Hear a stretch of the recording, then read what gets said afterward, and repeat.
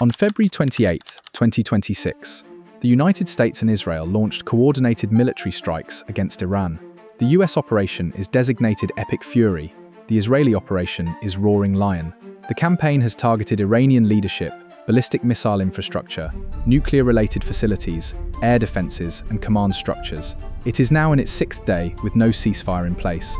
The opening strikes occurred late on February 28th and into March 1st. Over 100 US and Israeli aircraft participated in the initial wave. A primary target was the residence of Supreme Leader Ayatollah Ali Khamenei in central Tehran. Iranian state media confirmed on March 1st that Khamenei, aged 86, was killed in the strike, along with several family members and senior aides.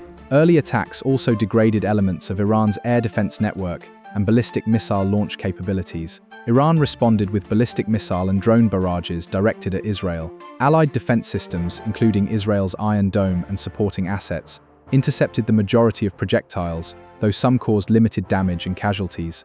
Through March 1st and 2, Iranian missile launches continued, but at a reduced volume. Hezbollah, operating from Lebanon, escalated its involvement by firing rockets and drones toward northern Israel. Israeli forces conducted retaliatory airstrikes on Hezbollah positions in southern Lebanon and Beirut's southern suburbs, while establishing limited defensive positions south of the Litani River. US and Israeli operations expanded to additional command nodes and naval targets. Strikes reached nuclear-adjacent infrastructure, including facilities at Natanz, reported on March 24. On March 3 and 4, the campaign intensified significantly. US naval forces achieved a notable milestone when a submarine launched a torpedo that sank an Iranian warship in the Indian Ocean near Sri Lanka. This marked the first enemy vessel sunk by US torpedo since World War II. In total, 17 to 20 Iranian naval vessels have been destroyed. Israel executed multiple large-scale airstrikes on Tehran and other locations, including its 10th wave by March 4th.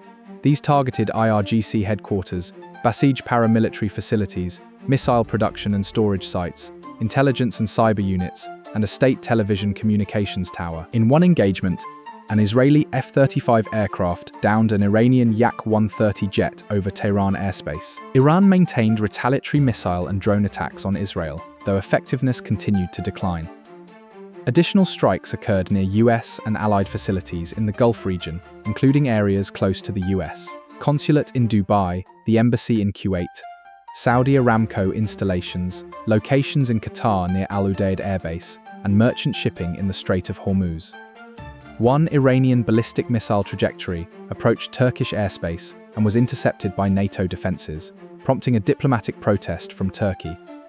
US assessments indicate an approximately 86% reduction in Iran's operational ballistic missile launch capability since the conflict began. As of March 5th, operations remain active and are described as accelerating. Defense Secretary Pete Hegseth has stated that US forces expect to achieve uncontested control of Iranian airspace in the near term. The US Senate voted 47 to 53 against a resolution that would have restricted presidential authority for further strikes. Inside Iran, the Assembly of Experts has begun the process to select a new supreme leader. Mojtaba Khamenei, son of the late leader, is considered a frontrunner. Arrangements for Ayatollah Khamenei's funeral are pending amid continued military activity. Broader regional effects include widespread airspace closures across the Gulf, Qatar's declaration of force majeure on liquefied natural gas exports, rising global oil prices, disruptions to Iraq's national power grid, and significant civilian displacement in Lebanon, with over 83,000 people affected and sharp increases in the last 24 hours. Casualty estimates remain fluid. Iranian sources report over 1,000 killed from strikes, including civilians. Israel has reported around 12 fatalities. The United States has confirmed at least 6 service members killed. In Lebanon, dozens have died, with hundreds wounded. The conflict continues to focus on permanently degrading Iran's missile arsenal, naval forces, and command infrastructure. The situation evolves rapidly, with potential for further escalation and global economic consequences.